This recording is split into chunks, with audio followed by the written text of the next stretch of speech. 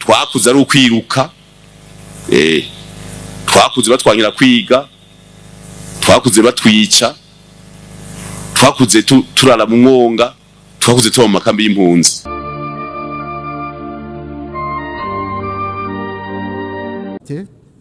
La reconnaissance des injustices historiques s'impose comme un socle essentiel pour bâtir une paix durable. C'est pourquoi le Burundi tient à réaffirmer l'importance de la reconnaissance du génocide commis contre les Hutus du Burundi en 1972. Une question déjà portée à l'attention de cette Assemblée générale des Nations unies lors de sa 79e session. La mémoire, la vérité et la réconciliation sont des leviers puissants pour la reconstruction des sociétés et la consolidation de la paix. Le silence ne saurait être une option lorsqu'il s'agit de restaurer la dignité des victimes et de prévenir la répétition des tragédies du passé.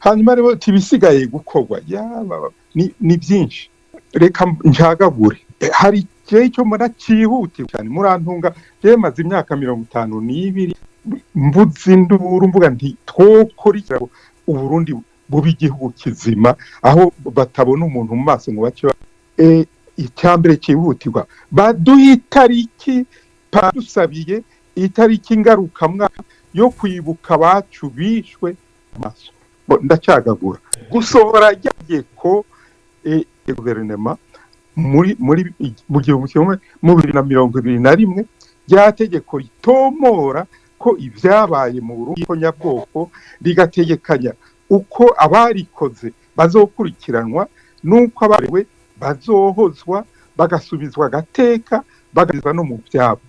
Ibi ni ibintu bivugwa cyane.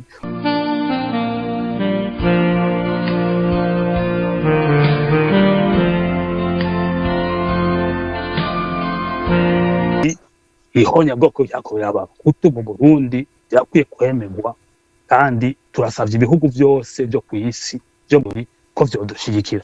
Iyo rero ni ntambwe ikomeye nayo ubundi hoho bari barabizimanganije nkuko hariyo n'abandi bibaza yuko ari abahutu bagize ihonya bwo bakica abatutsi mu Burundi.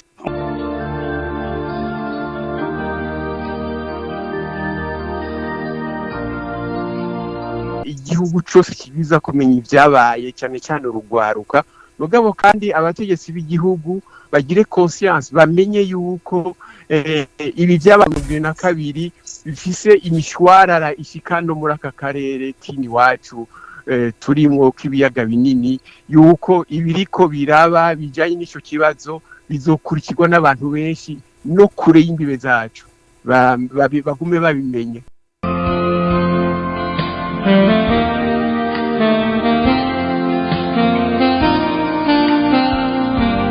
Ntumbereza akajambo kanje kuri nyenicubahiro General Major Evariste Ndayishimiye akoresheje ubutwari n'ubushinga ntaye yakoresheje mu kumenyekanisha nyabwoko muri mpuzamakungu.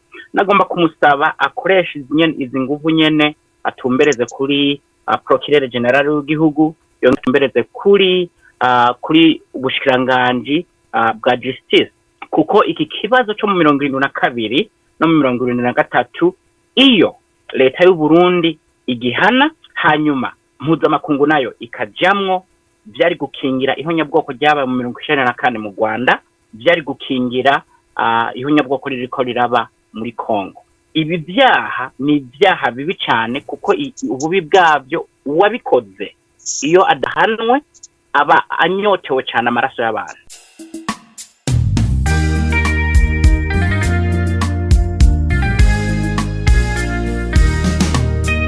Irindwi na kabiri hapfuye intore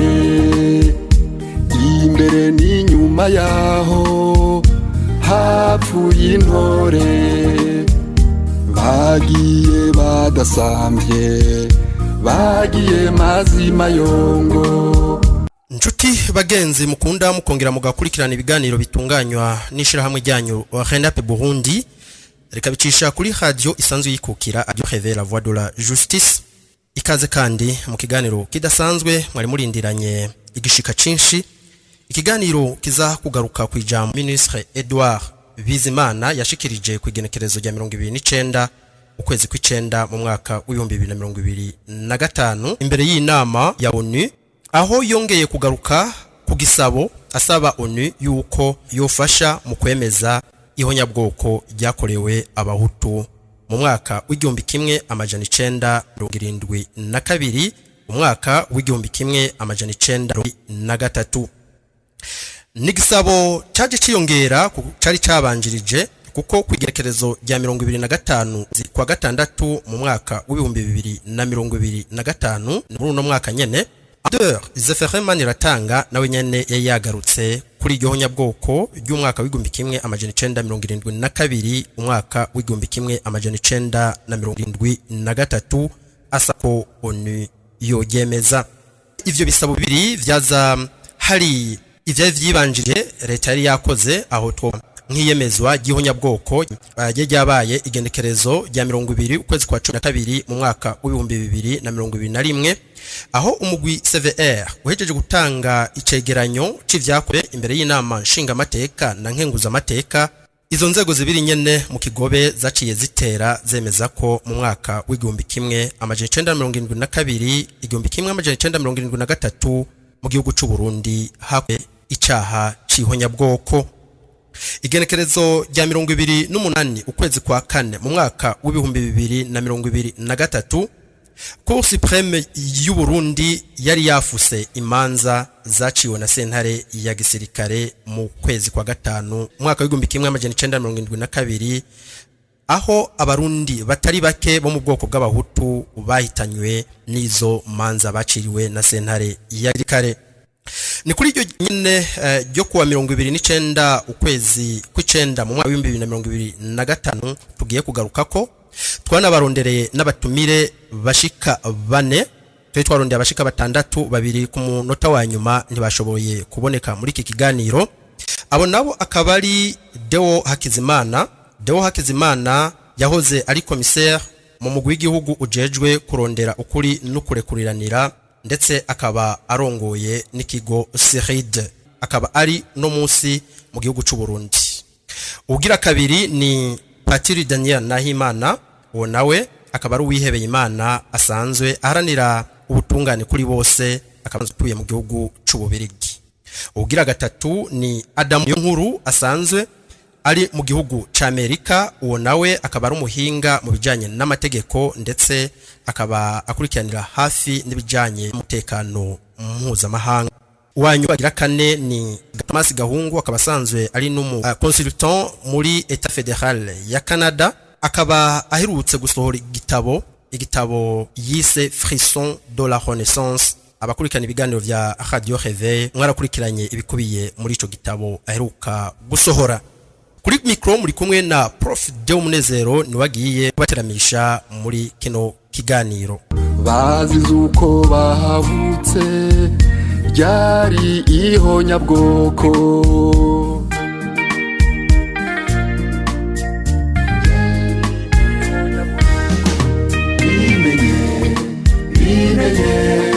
bimenye ubizirikane, bimenye ubitsike. Tugiriye ko nk'umugi w'igisahira turahijambo abatumire bacu bashobore kubidondora mu bamenye, hama tuje kutubazo n'utundi. Turahera kwa Deo Hakizimana. Deo Hakizimana tubaramutse, tubahikaze muri kino kiganiro, ndetse munagira ko mwidondora bimwe baratira. Ndabaramukije cyane bwana Deo Munezero, nkaramutsa n'abagenzi banje tugira dusangira ijambo. Hanyuma ku bivyerekeye umwidondoro wanje, jewe no kwibutsa bamaze kunyumva n'abataranyumva yuko jewe ni umwarimu, nabanje kuba umwarimu, hanyuma umenyesha amakuru byose biranja no muri politike ndaje mu migambwe uko abandi. Hanyuma nyuma we ndashikirwa cyago, sinzi ko ubu sinkivyita yago, n'ukuri ni nk'amahigo kuko ni igihe bamfunga mu 1988 inyuma y'aho twandikiye ikete ryo kurwanya ihonyabwoko ryagira ribe muri rivuye kuri Ntegamarangara. Ndahunga mara imyaka yababa 30 ndagaruka nagiye muri societe civile narako muri diplomasi. Ubu rero ndi umukukuruke ariko nobabwira kandi yuko nandika ibitabo. Urakoze kuri uwo mwidondoro utanze. Ijambo rigira kabiri turihe Patiri Daniel Nahimana. Patiri Nahimana, tubaramutse tubayikaze muri iki kiganiro, mugire ko mwidondora bariko baradukurikirana. Urakoze Prof Deo, mboneye kuramutsa abatuhuriye hano ku rubuga, ntaramutsa n'abazotutega amatwi. Urakoze cyane kuri uwo mwidondoro. Ijambo rigira gatatu turihe Adamo Niyonkuru. Abenshi musanzwe mumenyereye mu ma intervention atandukanye ku biganiro biremeshwa kuri Radio Réveil la Voix de la Justice. Adamo Niyonkuru, tubaramutse tubayikaze ndetse mugire ko mwidondoro ariko baradukurikirana. Amahoro cyane nyakubahwa umunyamakuru, ndabashimiye cyane kuba mwongeye kumpakanya kugira ngo ngire akajambo shikirije nanje canke mbe mu biganiro byanyu. Nitwa Adamo Niyonkuru, ndi muri Leta Zunze Ubumwe za Amerika mu ntara ya Texas. Ndahamaze guhera mu 2007. Hanyuma nanje nk'abandi bose ndi umuntu cyane mu buryo bwigenga, ndakurikirana ibintu by'amategeko cyane, hakaba harimo amategeko mpuzamakungu. Mu majambo make naho nogeza ngira ngo ndaza kwidondora indani ninagiraho mu nyongera kajambo. Urakoze cyane. Uwundi duha ijambo ni Thomas Gahungu, tubaramutse tubayikaze tugire ko tunabasaba mwidondore abarimo baradukurikirana nyabuze abo boba ari ubwa mbere babumvise mu biganiro byacu. Mwaramutse neza, ndabakengurukiye gose Prof Deo kubona mwashoboye kudutumira. Ndaramukije bari kumwe nanje muri iki kiganiro. Twa Thomas Gahungu, nkaba ndi umurundi yavukiye i Bujumbura, nkaba navutse juste avant ihonyabwoko ryakorewe abahutu 72. Nkaba nari umwana vraiment nari muri mu bebe kikibondo. Hanyuma rero byagiye biramera nabi, urumva papa yaragiye ku kazi ntiyatashe, hama yagiye uko, hama rero imyaka 7 iheze umuvyeyi acarapfa, mama twari dusigaranye acarapfa, donc dukura nk'uko nyene turi imfuvyi i Bujumbura. Imana yarakinze turashobora bamwe muri twebwe turashobora gukura. Ubu rero nanditse mperuka kwandika igitabo kidondagura neza ibyo twaciyemwo uko nyabwoko ryakorewe abahutu 72 ryadusinzikaje. Mu Imana ikaba yarakinze tukabashobora kuba dushobora kwandika ibitabo, tukavuga, tugaharanira amahoro kugira ngo Burundi ntibuze busubire kugwa mu ngwano mu honyabwoko nk'izo honye. Nuko rero nkaba mba muri Canada, nkaba ndi umuconsultant, nkaba nkora muri fonction publique fédérale, yego nkaba nubatse, nkaba mfite n'abana kandi bakutse. Urakoze cyane kuri uwo mwidondoro utanze.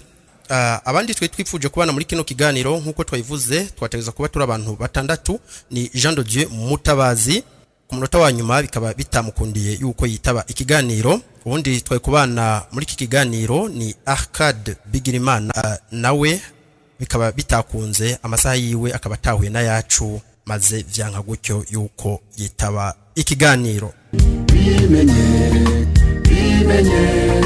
Bimenye ubizirikane, bimenye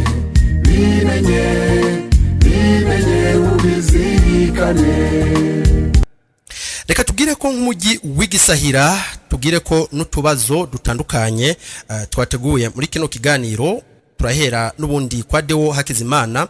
Deo Hakizimana, igenekerezo rya 29 ukwezi kwa 9 umwaka wa 2025, ni umwaka turimo imbere y'ibihugu muri ONU. Ministre Edouard Bizimana yarashikirije ijambo, twizera yuko namwe mwashoboye kurikirana, aho yasavye yuko ONU yokwemeza ihonyabwoko ryakozwe ku biringo bibiri twamaze kuvugaho hejuru. mwe mumaze kumva iryo jambo muri bamwe bagiye bagaragara yuko na ntaryo bipfuza yuko ihonyabwoko ryakoze mu mwaka w'igihumbi kimwe amajana icenda na mirongo irindwi na kabiri yuko ryo kwemezwa. Mwe mumaze kumva iryo jambo riza ryongera kujya ryashikirijwe na Zephirin Manirata, mwaryakiriye gute mu biyinsiguriye? Jambo ni gwanyu Deo Hakizimana.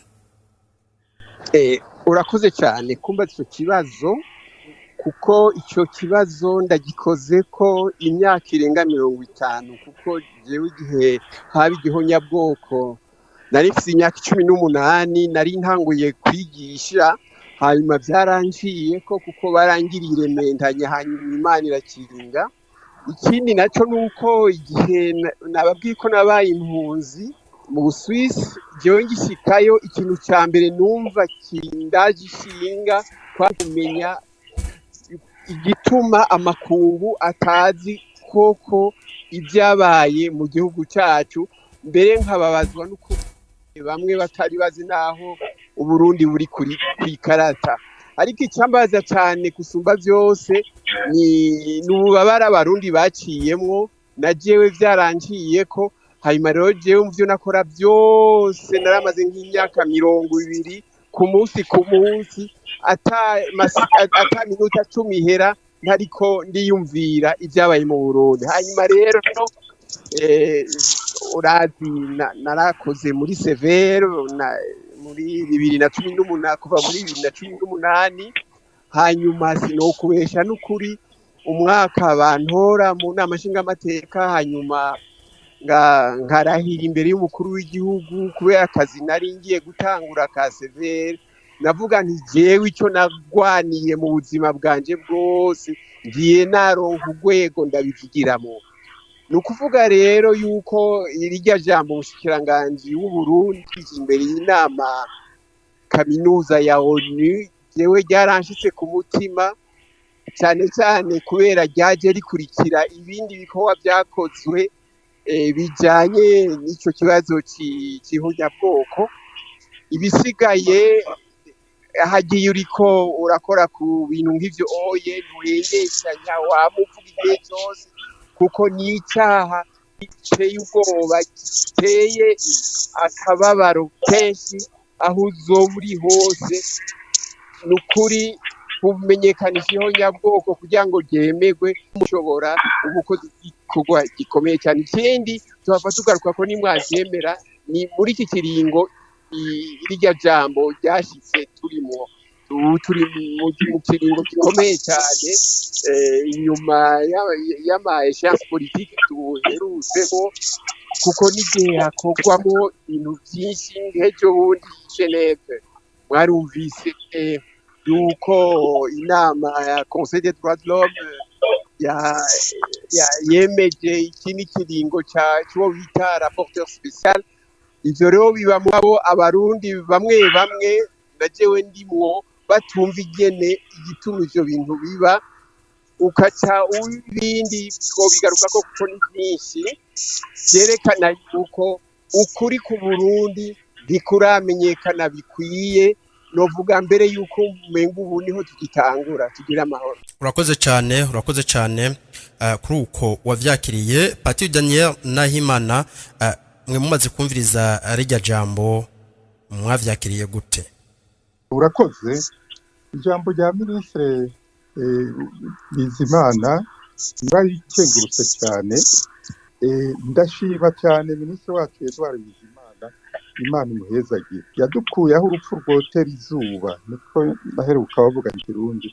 Murantunga maze imyaka 52 ntaba mu Burundi. Nahunze mu 72 igihonyabahutu byabaye, kuko yankuye umutima kandi nkabona ingaruka zaryo bikibandanya mu gihugu cyacu.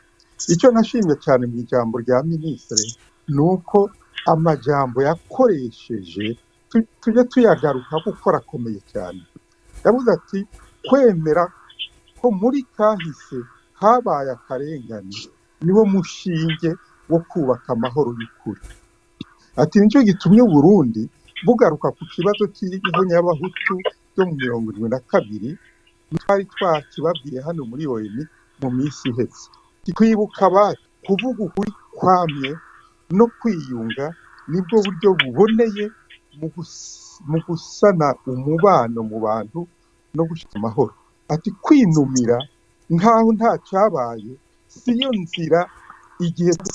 nzira igihe twe tugomba gusubiza agateka abakuwe no gutabariza ngo akabi kahitiye katongera kwaduka ati nicyo gituma twebwe tuje twiyoroheje hano muri ONU dutakambira ibihugu byose byemeye kwinjira muri ONU ngo badufashe ihonyabwoko rimenyekane kandi barishyira ku mukono ayo majambo rero agahurira n'ibyo twari tumaze imyaka n'imyaniko dusemerera duvuga dusubiramo dusaba abategetsi y'u Burundi ko bobifata nkamo ndakengurutse yagize neza cyane urakoze cyane Adamo niyo nkuru we nawe warakurikiranye ijambo ryashikirijwe na Edouard Bizimana imbere ya ONU mumaze kuryumva mwavyakiriye gute Egome murakoze cyane mumenyesha makuru kumbaza ico kibazo nta muntu kiretse abari muri ako kagwi kateguye ubwicanyi atokumva rirya jambo ngo yumve ko ari intambuko imwe mu ntambuko zituma igihugu cyacu cy'u Burundi cegera imbere hanyuma jewe ijambo ryankoze ko cyane yaravuze ibintu byose mu guheza numva avuze ngo ijambo mvuze naritumwe n'umuyobozi w'igihugu cyacu iyo jambo ryo nyine numvise rinezereye cyane kubera ko numvise ko atari ibintu byavuye hejuru gusa umuperezida w'icyacu nawe yumvise ko ibi bintu nabyo byabaye bikenerwa kumenyekana bikora nta muntu n'umwe rero nka jewe cyane cyane nkurikirana ibintu by'amategeko yaba ay'indani mu gihugu cyangwa impuzamakungu iri jambo yitonezera kuko imbere y'uko amaleta na ONU ishingwa cyari ikibazo kibaye mu za 40 mu 1941 kubera intambara y'isi yashikaje abantu benshi harimo n'ibintu bya Geneve mu gihugu no kubera intambara ziraba nico gituma ONU yacibaho irashinga rero iri jambo byaranezereye cyane kuko kumva ko igihugu kimaze imyaka 50 harabayeho umwe agira ikintu arivuga ko za 59 hari ubwicanyi gushika za 70 na za 93 kubera ko ababikoda 72 n'73 za 8 nibo bagumye bakina iki gitabo nyene gushika nabonye ko no mu 2015 naho byaje kuba rero iri jambo ndarishima cyane kuvuga uburundi buriko buratera intambuko kubijyana n'amakoko butera buja imbere ni intambwe ya gatatu mu byari bikenewe kugira ngo ibindi bintu bibandanye nimwampaka babwira neza n'ahandi ijambo ryaranezereye cyane naranezerewe gose nongera nsaba vraiment umurundi wari wose umwe yumva ko akunda igihugu cyacu cy'u Burundi yumva ko igihugu cyacu kina kuja mu mahoro akwiye kuja inyuma y'abagetsi Edouard Bizimana umushikiranganje w'imigenderanire n'andi makungu ndetse natanguriye bagize ikintu bakora kuri iki kintu nukuri harimo na perezida wacu w'igihugu byaranezereye cyane kwera mwampakanya ndakongera ko dukeyi murakoze cyane urakoze cyane uti vyarakunejereje cyane Thomas Gahungu mwanditse igitabo Frisson de la Renaissance aho mwagaruka ku 72 ndetse no mu kajambo ka nyuma musozera mu kiganiro mwasavye leta yuko yo heraheza iyi processus kumeza ihonyabwoko kwigenekezo rya 2029 ukwezi kw'icenda mu mwaka wa 2005 muri no mwaka turimwo Ministre Edouard Bizimana kwizina ry'umukuru asaba ONU yuko yofasha mu yemezwa y'iryo honyabwoko iryo jambo mwajakiriye gute nk'umwe mu barimwo basagira leta y'u Burundi ati ico gikorwa kive mu nzira murakoze cyane Prof Deo ubwa mbere na mbere nashaka gushimira bivuye ku mutima umukuru w'igihugu cyacu ciza cy'u Burundi nyakuba Evariste Ndayishimiye ukuntu ariko aravifata arungika Ministre Edouard Bizimana kugira ngo amuserukire ashikirize ijambo kerekeye ihonyabwoko iyemezwa y'ihonyabwoko yakorewe abahutu 72 irya jambo ryaranshimishije gose numva afise akanyamuneza kubona imfuvyi abantu basinzikajwe n'amacakubiri, abana bari imfuvyi, bari batari bataho nikora, ubu unye bashobora gushika imbere y'inama nkuru ya ONU shikiriza ijambo bakumvisha amakungu yuko bwoko byakorewe abahutu 72 bikwiye kwemezwa mu nama mpuzamakungu. Kandi ivyo birerekana ko hari ukwiyemeza kwa leta y'u Burundi, kwiyemeza gukomeye kw'igihugu imbere no mu mahanga, kugira ngo amateka agire uruhara baka ubumwe, ukuri n'amahoro. Ivyo vraiment ndabire gose nyiricubahiro umukuru w'igihugu ciza c'u Burundi, son excellence Evariste Ndayishimiye. Urakoze cyane muti leta ikiri irerekana neza yuko ivyo yiyemeje mu ngingo y'umunani tu convention onusienne yo mu mwaka w'igihumbi kimwe amajana 1948 kwa 12 igenekezo rya 9 no bavuga bati uruhande wose ruri muri aya masezerano rurara kwitura inzego zibishoboye zishira hamwe mpuzamakungu ONU kugira zishobore gufata hakurikijwe amategeko y'ibihugu mpuzamahanga ingingo babonye ko zereye mu gukinga hamwe no sha ibikorwa vy'ihonyabwoko canke kimwe bikorwa vyadondaguwe mu ngingo ya 3 tumuri mu masezerano ya Assemblée Générale des Nations Unies yo kwigenekezo rya 9 iri mu mwaka w'igihumbi kimwe amajana 1948 ari nayo atanga insiguro n'ingene ibikorwa vy'ihonyabwoko bigenda biranwa.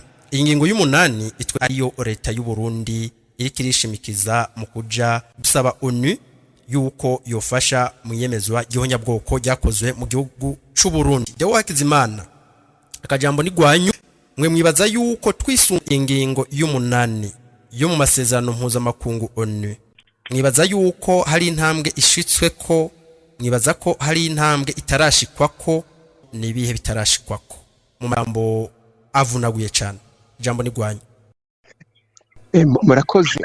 Mu by'ukuri jewe ndavye urugamba rwo kumenyekanisha i Burundi bari rugoye cyane ufise ku vyabaye mu 72 kandi bikagora ivyevo hanyuma ariko bikanga kuko twamaze imyaka n'iyindi ico kibazo bagikora ko bagasha. Ndibuka umunsi umwe nahuriye muri conference n'umuzungu Ronelo Marchand mwese muzi n'umunyamerika afise n'akabira k'abafaransa.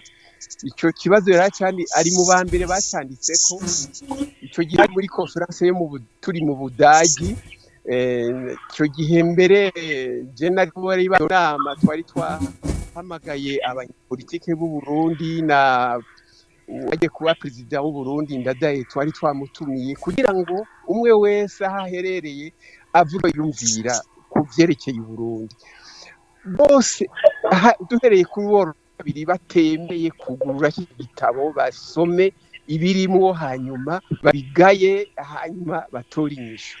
Ibi rero byabaye ejo bundi mu nama ya ONU, ni intambwe ikomeye cyane. Kugabo jewe ndazi abanivyo naciyemo ndiko ndakora ico gikorwa cyane cyane ko nababwiye ko arabaye mu komiseri muri CVR. Ndibugene iyo dossier twayitanguye byari bigoye jewe umunsi uzombona uzuraba imvi ziri ku mutwe.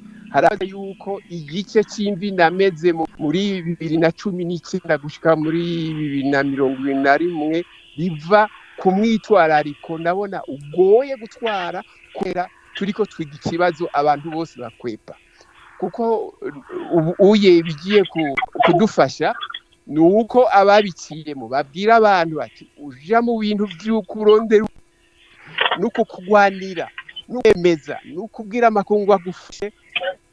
Ntubwizwa gukora nk'umucangero, ntubwizwa gukora nk'umuntu ahabwa n'amategeko abataribo, akora nk'ubivise ku mutima giciyemo. Hanyuma rero ijya raporo burya ko yabonetse ubu naho ikabishitse mu makungu. Icyari gisigaye nuko hano mu Burundi niyo mba ndabibona abarundi bagira ijya raporo bakabigira iyabo bakayibwirwa bakabaha ijambo bayivugako hanyuma iyo raporo uye yizejwe n'abarundi benshi bashoboka bashaka ivyo mu makungu bizoca vyoroha gusa turimwo i New York muri ONU bica byoroha kuko byose biva ku kazi ka leta akareta nayo irafise abagenzi nabo babwiye ivyadushikiye nukuri atari umuntu adafise umutima ntawe udashoshigikira rero nukuduga ku kivi ubigikuru no kubibwira abanyagihugu abene nabo bagira icyo babivuze ko bumve ko ari ikibazo cyabaye ukagenda babazwa n'ugwaruka jewe hamwe ndababona nk'abuzukuru ndabazwa n'ugwaruka rutazi ibyabaye rukumva ibinyuma bimwe mu byavuzwe kandi bikibandanya kubera iki kubera hariho bamwe mu bo byagirayo bijya byaha bimenyereye bamaze imyaka 50 kwa kundi bibaza ngo uku niko uzotora kumenyekana ngo cyane ntawe uzotebabaza ibyo mugabo jewe aho tukwiza gushimikira ko cyane si guhana gusa ni cyane kuraba kugira ngo ntibizosubire kugira ngo ntibizosubire ni ukwihaniza uwo muntu wese afite wakoze cyane uti nuguhana uwo wese akinisha ukuri kwamaze kuboneka biranategekanijwe umusezerano mpuzamakungu yo kuri iryo genekerezo twababwiye aho bavuga ikijyanye na ntuzana negationisme. Patiri Daniel nibihe bitarashikwa ko nibihe bimaze gushikwa ibitakaho ko ari byinshi niho tutangura ntaho turagera ndagira ngo mbanze nshigikira ijambo Hakizimana maze kutubwira burya iriya ngingo yo muri Loni irakomeye cyane kandi mu Burundi kaba twagiye tuyirengagiza je ndibuka ko hashize iminsi bacu yari yagiye muri Loni tubonye avuyeyo kandi yafashe ijambo kuri tribune akavuze ishano ryabaye mu bihugu biratubabaza cyane none ubu turakenguruka ariko mwambaza muti kuki mwaje gukengurukira umukuru w'igihugu kizigenza Sebarundi yewe murantunga ngiye kuvuga nka Yezu nimwaheza gukora ibyo mwari mubwirirwe gukora muravuga mu turabasuku basanzwe nta kindi twakoze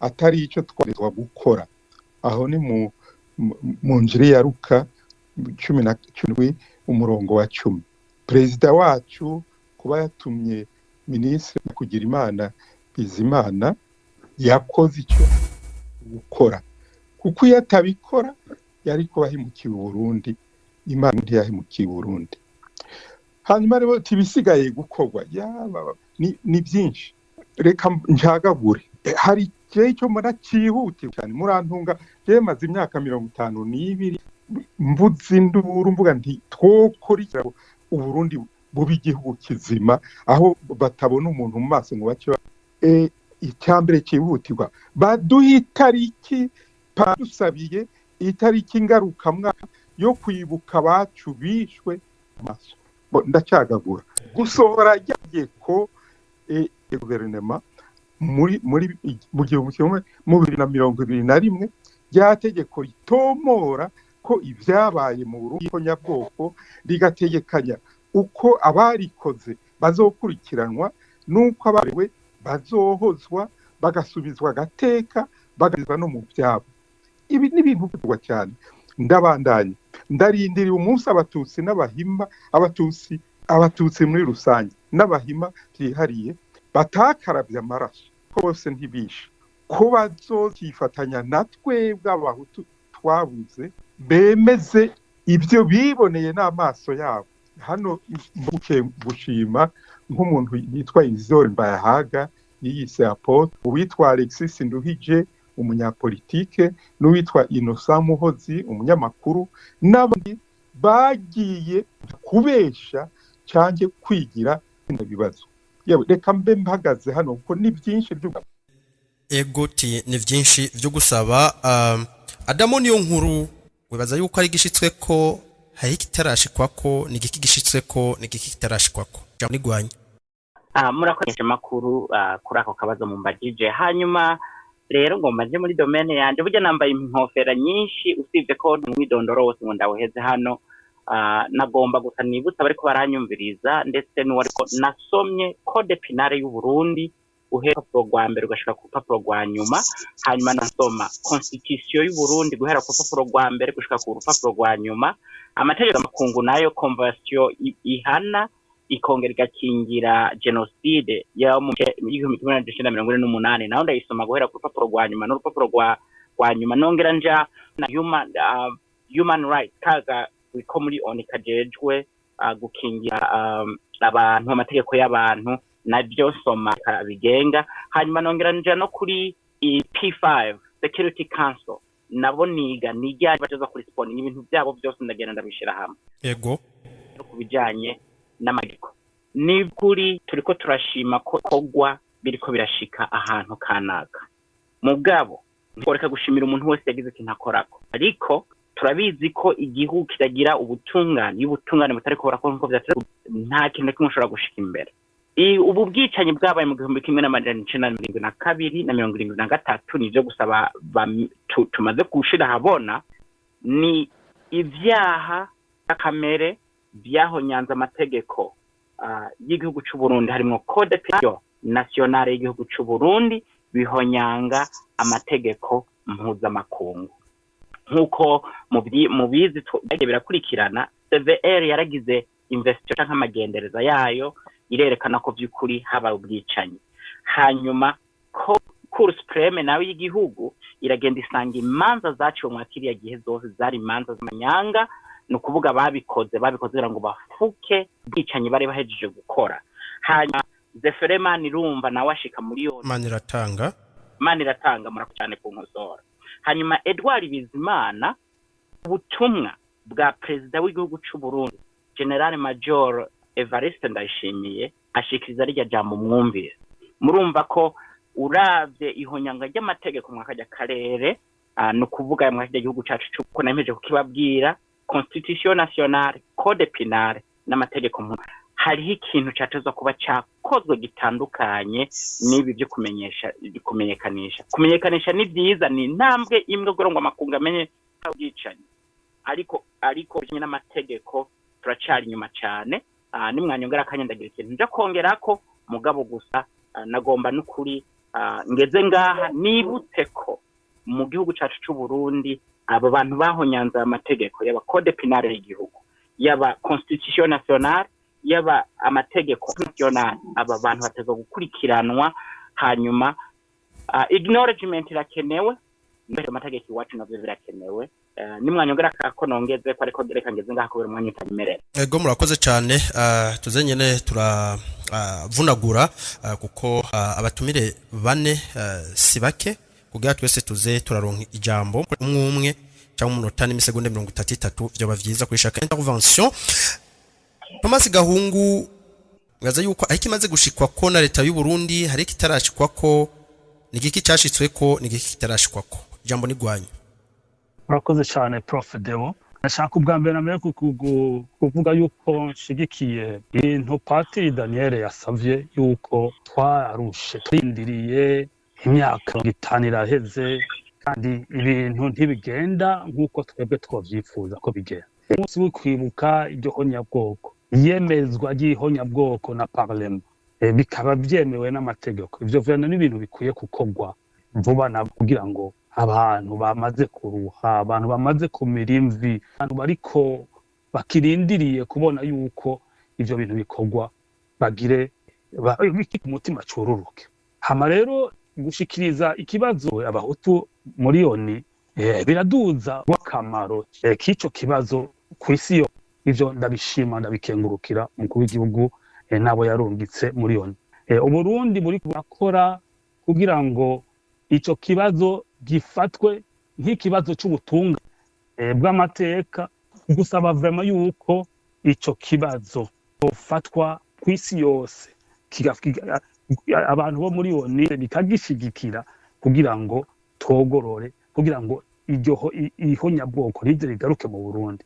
Kandi ivyo ndabishima gose kuko iyo ni intambwe ikomeye, kuko kuva na kera imyaka irenga 50 ntibaronke ushobora kugenda muri yoni ngo asigure avuga ati ihonyabwoko ryakorewe abahutu mu Burundi byakwiye kwemerwa kandi turasavye ibihugu byose byo ku isi byo muri ko vyodushigikira. Iyo ni intambwe ikomeye nayo ubundi hoho bari barabizimanganije nk'uko hariho n'abandi bibaza yuko ari abahutu bagize ihonyabwoko bakica abatutsi mu Burundi. Nkuko urumva tugeze ku ntambwe nkuru yuko muri yoni bivugwa kandi bigatomogwa kandi n'ambasade yaratanze 5 recommandation amarekomandation 5 avuga ati irugwa. Nkuko urumva rero yuko hari intambwe nkuru twashitseko gikuru nuko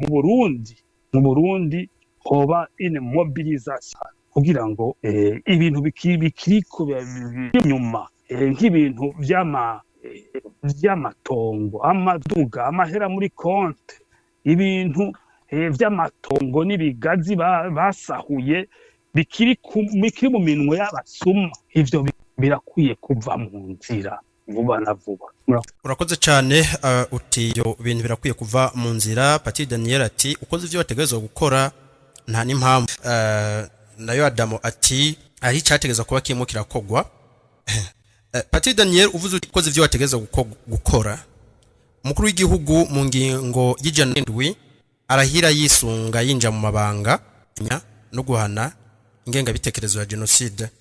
Nico gusa niyo atanabikoze bicaye mujana mu ngingo y'ijana na 17 y'ibwizwa shingiro ry'u Burundi nyene aho rica riza ugeka ko icyaha bita haute trahison guhemukira igihugu naho gute ni mu gihe utemura kuri izo shingiro. Umukuru w'igihugu mu bisanzwe niwe ahagarariye igihugu. Dusubiye gatoya muri convention onigene yo kuri rijya genekezo rya mu kwezi kwa 12 1948.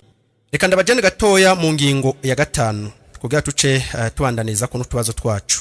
Baravuga bati impande zivyumvikanye ko no kuvuga aya masezerano nyene tuga ziyemeje gufata hakuri abwizwa shingiro abage no kuvuga ico n'igihugu ingingo z'amategeko zikenewe kugishire mu ngiro ivyafashwe muri ano masezerano no kuvuga ibikuye muri ayo masezerano vyose ashigwa mu ngiro n'ibihugu mbere yuko baza kwishyura kwisunga ijyangingo y'umunani twamaze kubabwira ateza bitogeza gukorwa n'igihugu.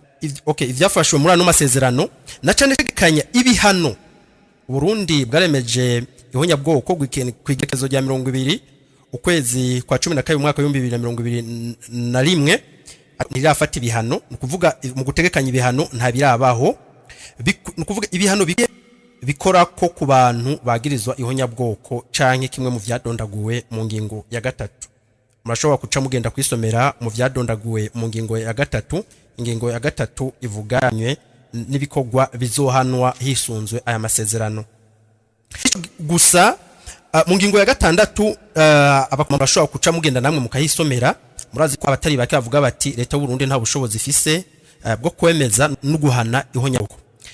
Ingingo ya 6 y'ayo masezerano iravuga ati abantu bagirizwa ihonyabwoko kimwe mu vyatanzwe ya 3 mu vyano kuvuga bishobora gukorwa ko n'aya masezerano imbere y'amasentare abifitiye ubushobozi ya leta gataka vyabereyeko. Leta y'u Burundi nta numwe irigera irengutsa no kuvuga ivyo ni bimwe mu vyategekanywe birakogwa kuva igenekerezo rya 20 ukwezi kwa 12 umwaka wa 2021 leta y'u Burundi yemeje yuko mu Burundi habaye ihonyabwoko nta numwe ararengutsa y'ugwego bavuga bati bategezwa kurengutswa n'amasentare abifitiye ubushobozi ya leta yo kugataka vyabereye ko canke imbere y'ugwego mpana vyaha mpuzamakungu no kuvuga ico ni kimwe mu nzego bashobora kurengutswamwo no kuvuga leta y'u Burundi yo irimwe risunga ingingo y'umunani ntabwira asubira mu ngingo irabe ubushobozi ifise ku kibazo c'ihonyabwoko mpuzamakungu ibufitiye ububasha imbere y'izo zemeye amasezerano kandi zemera ubwo butungane.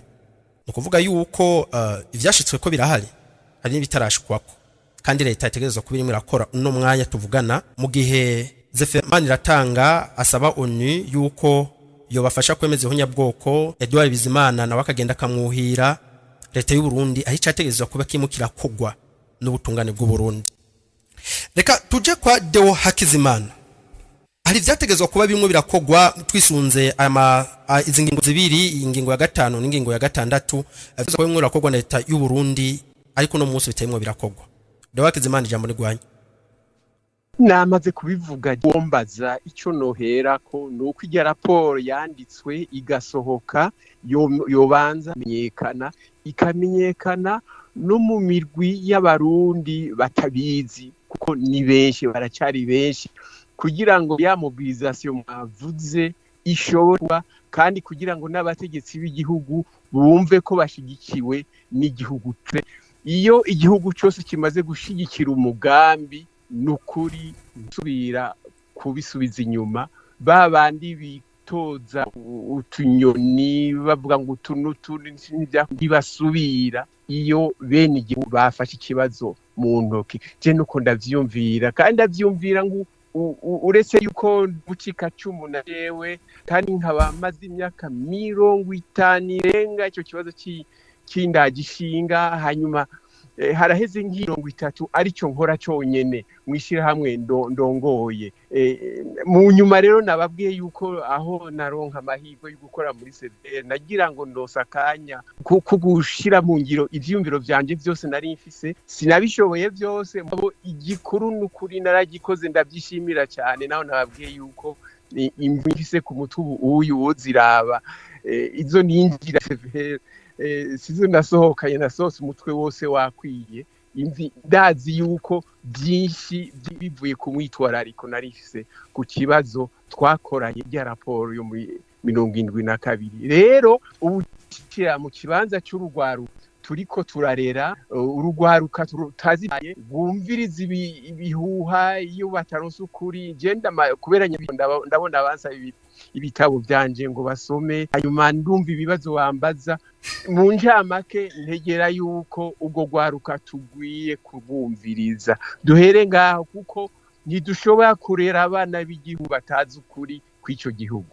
Wakoze cyane. Mwe mwibaza yuko hari vyategezwa kuba bimwe birakogwa na leta y'u Burundi twisunze iyo ngingo ya 5 n'iya 6 yo mu masezerano mpuzamakungu? Noneho nongere nkubwire n'ibindi.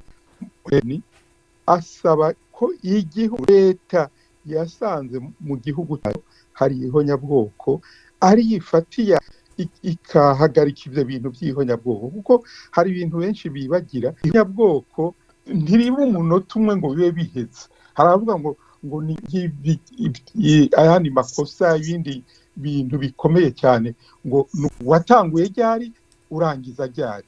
Oya, genocide iraranda kuko iri mu myifatire y'umuntu akengera ubundi ari igikoko atari umuntu ntacyo akwiriye.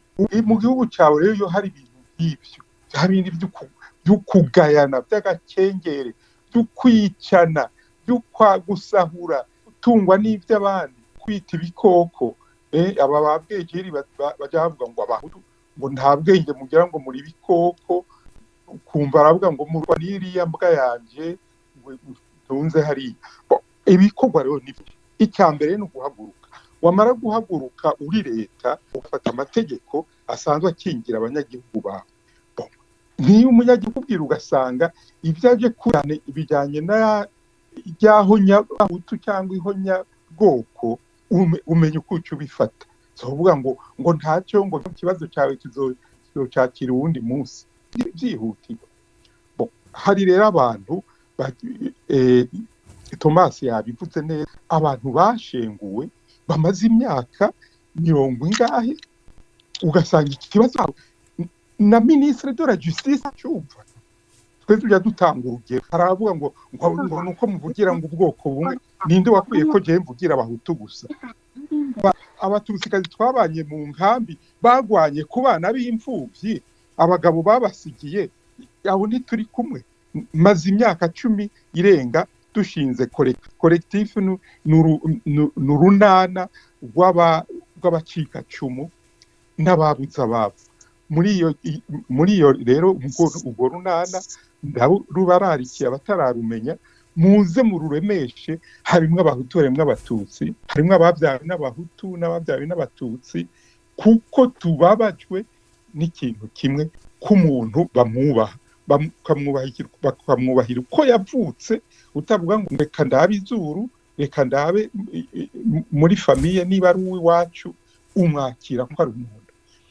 Leta nanone hari ibintu tuyiziga, muzosome ibyo parlement na sena basavye, ndabibutsa ko byanegereje cyane kuko icyo gihe bari banantumiye muri sena,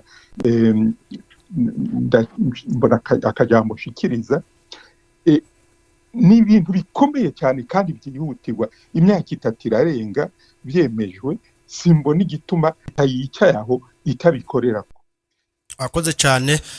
Reka tuje kwa Adamu niyo nkuru. Adamu twisunze ico ingingo ya 5 n'ingingo ya 6 y'amasezerano makungu ONU yo kuwa 9 Kigarama mu mwaka wa 1948 avuga, muri baza yuko leta hari ivyo ategeza kubirimira kora uno munsi tuvugana mu kurindira yuko ingingo y'umunani yo muri ayo masezerano nyene bagira ico bayikoze. Ego cyane mumenyesha makuru, mumbabarire sinza kugenda ndabona ingingo imwe kuko akanya dufite akanya gatoyi, mugabo umwanya no bansitomoye no bahinginga imwe. Ego munotumu. Ego me amategeko mpuzamakungu, amategeko y'igihugu, no kuvuga kira gihugu cyose gifise ubwigenge bwaco, uko gitunganya ibintu byaco, of course cubahiriza amategeko mpuzamakungu. Of course hari ibintu byinshi batezo kuba biriko birakorwa mu Burundi. Reka jewe nsimbira hagutse, nagomba nsabe kizigenza wacu Evariste Ndayishimiye, perezida wacu dukunda, nkuko yatumye Twari Bizimana muri Nations Unies, yongera tantegeko muri Departement de la Justice y'u Burundi, yongera he itegeko Procureur General, ubutungane bugende butangoza yabwo. Ico ni ikintu kimwe cyatezwa kuba kiriko birakorwa mu Burundi, kugira ngo uwo wese afise ikintu yagirizwa ashigwe mu mvuto, hanyuma nimba ubutungane bwo mukura kw'ico cyaha akire. Ikindi kigira kabiri nagomba nsabe ko mu byari bikenewe kuba biriko birakogwa, ko kuba ta muntu numwe aritabira iki kintu ngo afatwe abazwe, numva umengo again ngaruka hahandi niho nyanga ry'amategeko yakenewe bitari bikenewe ko riba. Nyuma nagomba mere nkurangiriza ko nagomba ngabisha cyane abanyepolitike ko uwo wese yo kwitwaza ko ibi bintu byashitswe muri yone byashizweho kubera ubwoko canke bigasigwaho kubera irimwo amatora ari karegereza kumbure ko president Evariste Ndayishimiye bikoze kubera amajwi. Ndamwibutse ko guhera mu 59 nta leta nimwe yigeze ifata iki kibazo mu ntoki. Rero bitike naba bitwaza amoko, nagomba ndabagabisha amazina yanyu tuzoyantu, kuko hari igihugu tungane buzokora neza kurikirana mwigirwe ku bibazo, kiretse umuntu gusa avuga ati nivyo kuri byaha byarabaye, harakenewe ko Burundi butuza abene gihugu biyumve nk'abene gihugu, ugwaruka rukundi igihugu cago c'u Burundi babe hatawa ndya wangura. Turabizi ko hari abantu bapfuye b'ubwoko butandukanye, nituriko tuvugira umuhutu canke umututsi hano. Ku ruhande rw'iwanje nkuhagaze mu mategeko, ngomba ko amategeko akurizwa uwo wese yaho nyanze igihugu cy'u Burundi, constitution y'u Burundi, amategeko y'u Burundi akurikiranwe kandi abihanigwe. Urakoze cyane. Thomas Gahungu, mwe mwibaza ikibazo ni cyakindi nyene, mwe mwibaza yuko ico leta y'u Burundi kuba irimo irakora imbere yuko igenda gusezera ntuzenya ugwe mpuzamakungu ngo rugire ico rukoze ku kibazo cy'umwaka wa 1972 1970 ngo zibiri twabahaye iya 5 n'iya 6 y'amasezerano mpuzamakungu. Nashaka gushimira abatanguye kuvuga Deo, Patri Daniel na Adamo. Kiyago ni ciza kandi ndakengurira kuko kuvyumvira biriko yatangwa ni vyumviro byubaka. Muri make ikintu nosaba leta y'u Burundi gutanga ububasha n'ubushobozi buhagije kuri komisiyo y'ukuri no kwiyunga, kugira ngo isozere ibikorwa vya atankomanzi. Icya kabiri, kubahiriza uruhara rw'abacitse ku icumu mu miryango yabo, mu kwandika amateka no kubaka amahoro. Urabona ivyo byose turiko turasaba n'ibintu byarakozwe, hamwe bukaja mu ngiro, abantu bagasubirizwa bigasubizwa, hanyuma ikiri ku mutima cururuke n'abishe baseruke bemere bagire za témoignage bemere ibara ryakozwe rero bivuze ko ivyo bintu bikenewe gukorwa kugira ngo Uburundi bwogorore ntituzosubira kugwa mu mpanga nka kera ati Uburundi ntibuze busubire kugwa mu manga nka kera. Dusozera ikiganiro akajambo kuri Deo Hakizimana kuri leta y'u Burundi. Egome akajambo kanyuma ndasubiramo nari navuze yuko igihugu cyose kibiza kumenya ibyabaye cyane cyane urugwaruka mugabo kandi abategetsi b'igihugu bagire conscience bamenye yuko ibi byabaye mu 2022 bifise imishwarara ishikano muri aka karere kini wacu turimo kibiyaga binini yuko ibiriko biraba bijanye n'ico kibazo bizokurikirwa n'abantu benshi no kure y'imbibe zacu bagume babimenye. Urakoze cyane Pati Daniel akajambo kanyuma kuri leta y'u Burundi. Urakoze jewe cyanje ndashaka ko twubaka Uburundi bushasha buzira gutunga gatoki umuntu ngo n'umuhutu ngo n'umututsi ngo n'umutwa amoko twarayavukanye jewe sindayagwanya kandi sindayahakana ngo ntabaho icyo si cyo kibazo ikibazo nukuririra kuri ayo moko kubera icyo gusa umuntu ugaca umukatira uko gupfa cyane ukamuca kwivomo apartheid nawe mu Butaliyano icyambere cyane ko ngeze mu Butaliyano nahura n'umugabo muremure ngasanga avugana n'umuntu mugufi nta kurabana ngo wera umuhutu cyangwa umututsi oya icya kabiri nagira ngo ndabampejeje mu ndunge harabavugetse ngo butwibereye mu mahoro ngo ntihagire ugarura ibyo bibazo ngo by'ihonyabwoko mukeka ko bizoherera muri Kongo ko mbona muri Kongo ari byo bibazo bagezeko ntimubona ko cya kintu mu Kirundi bavuga ngo kirya umuhini gisotera isuka gishobora kugaruka mu Burundi nimwigira abasinda bibazwa ihonyabwoko mukarireka rigashinga imizi mu gihugu ubwo ndabwira cyane urwaruka muzokubaka amarofa ntimuzoyabamwo uwo n'umuhanuzi Izayasa bivuga muzobyara abana ntimuzobarera muzorima mweze ariko ntimuzobirya nkaheza ku kajambo k'umutegetsi ayobora CNDD-FDD yavuze ijambo nashimye cyane ati twakuze turi kwiruka twakuze batwangira kwiga twakuze batwica twakuze turara mu mwonga twakuze tuba mu makambi y'impunzi ati uyu mugambwe mubona wavuye mu maraso y'abana b'u Burundi bitanze natwe duhaguruke twitange twubake igihugu Uburundi bushasha murakoze. Urakoze cyane kuri ako kajambo urangirije ko Adamo niyo nkuru akajambo kanyuma kuri leta y'u Burundi n'abarundi muri rusange. Murakoze cyane mwubahwa Deo ukoze ibyiza aravuhirira nagoma nsubire ntumbereza akajambo kanje kuri nyenicubahiro General Major Evariste Ndayishimiye akoresheje ubutwari n'ubushinga ntaye yakoresheje mu kumenyekanisha ihonyabwoko muri mpuzamakungu nagomba kumusaba akoresha izi nguvu nyene atumbereze kuri Procureur General w'igihugu yontumbereze kuri ubushikiranganje bwa justice kuko iki kibazo cyo mu 2022 no mu 2023 iyo leta y'u Burundi igihana hanyuma mpuzamakungu nayo ikajamwo byari gukingira ihonyabwoko ryaba mu 1994 mu Rwanda byari gukingira ihonyabwoko ririko riraba muri Kongo.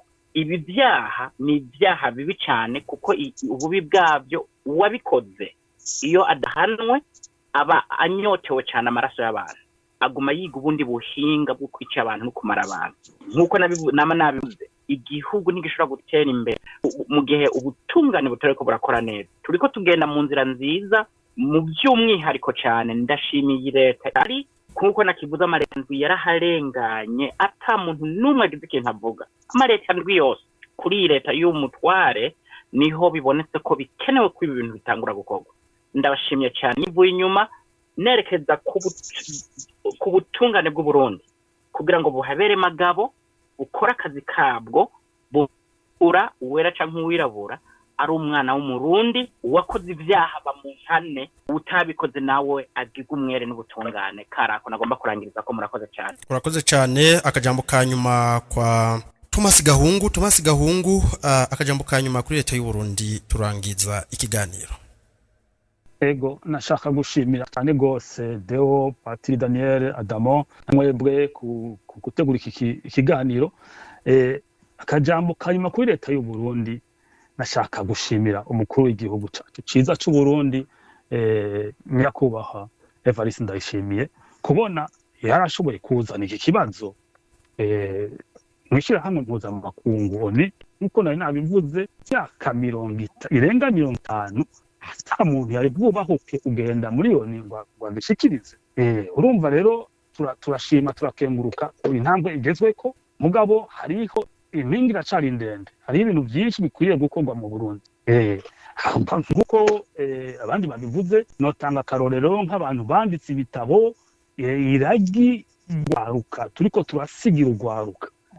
Leta y'u Burundi irakwiye kudushigikira ikafata nk'ibitabo turiko turandika ku ihonyabwoko ry'ibintu ya kabiri bikigishwa mu universite bikigishwa mu mashuri école secondaire amambasade yose akaronka de copy kugira ngo abantu bari muri diaspora abana b'u Burundi mu matwi bataranabuhoranya nyozamwe ikirenge basome bamenye ukuri kwa ibyabaye uko igiriragi turiko turasigira abarundi ugwaruka.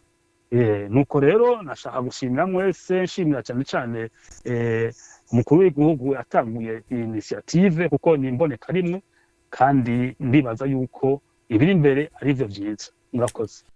Urakoze cyane Thomas Gahungu kuri ayo majambo usozerereye ko. Dushimire abadukurikiranye bose muri kino kiganiro, dushimire n'abatumire bacu. Deo Hakizimana tukengurukire cyane kuba wafashe akanya mu kanya gato usanzwe ufise witaba ikiganiro. Twizera yuko n'ikindi gihe niyo twakena kukwikora ko yuko uzotugamburukira ukatwitaba. Nawe wakoze gusubira ku mijambo. Urakoze cyane. Ubundi dukengurukira ni Patiri Daniel Nahimana. Patiri Daniel Nahimana tugukengurukire cyane kuba wafashe akanya mu witaba ikiganiro ntivyari vyoroshe. Twizere yuko n'ikindi gihe niyo twakena kwikora ko uzotugamburukira ukatwitaba. Urakoze nawe akazi keza. Urakoze cyane. Ubundi dukengurukira ni Adamo Niyonkuru tugukengurukire cyane watambukiye witaba ikiganiro. Twizera ko n'ikindi gihe niyo twakwikora ko yuko uzotugamburukira ukatwitaba. Ego cyane mwubahamenyesha amakuru murakoze kandi abashimiye ko nanjye mwampamagaye kugira ngo ngire ikintu nshikirije.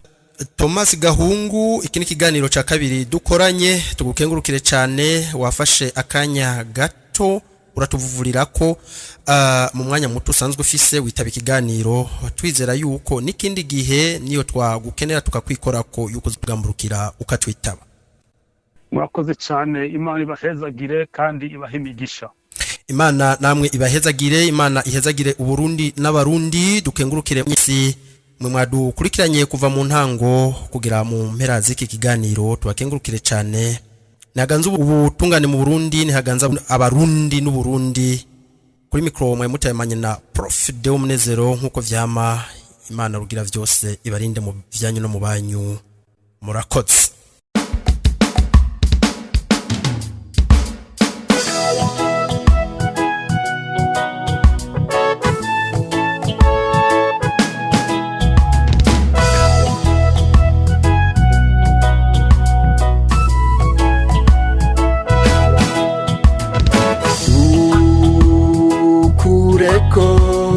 Ichoche ichumenja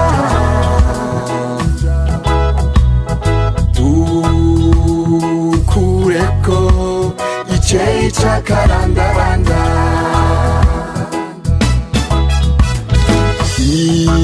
Imfuvyi N'abapfakazi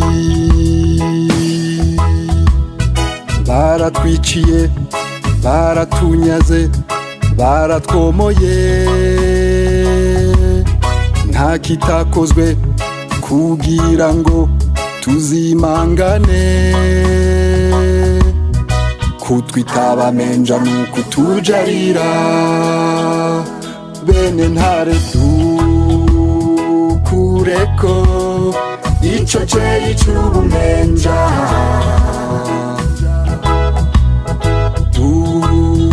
dukureko iceyi c'akarandaranda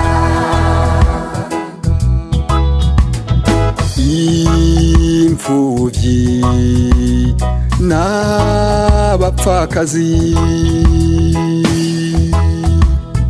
tumaze inusu y'ikinjana duturatura turataka tugatakamba bikabubusa kutwitaba menja nukutujarira Sebarundi ukureko ico ceyi c'ubumenja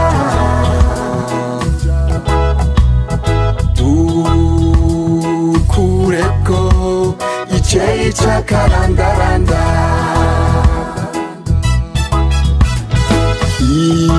imfuvyi n'abapfakazi twakumiriwe mu kazi ka leta no mu mashuri twabayeho mu bukene no mu kagaye kutwitaba menja nukutujarira mana dusenga ukureko ico ceyi c'ubumenja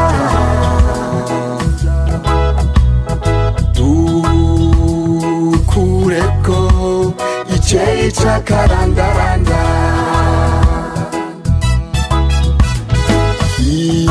imfuvyi n'abapfakazi ntitwagararije ntitwahemukiye umwami n'ingoma nta mategeko nta miziro twarenzeko kutwitaba menja nukutujarira Barundi mwese ukureko ico ceyi c'ubumenja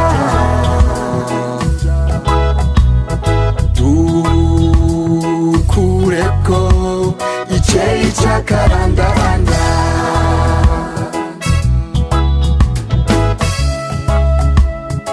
kuba imfuvyi n'ugushinya zigashikura n'ugutuna bugatondera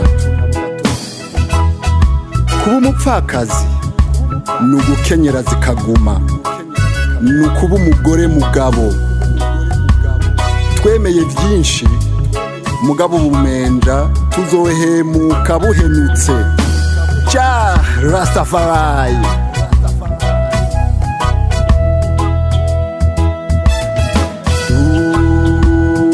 dukureko ico ceyi c'ubumenja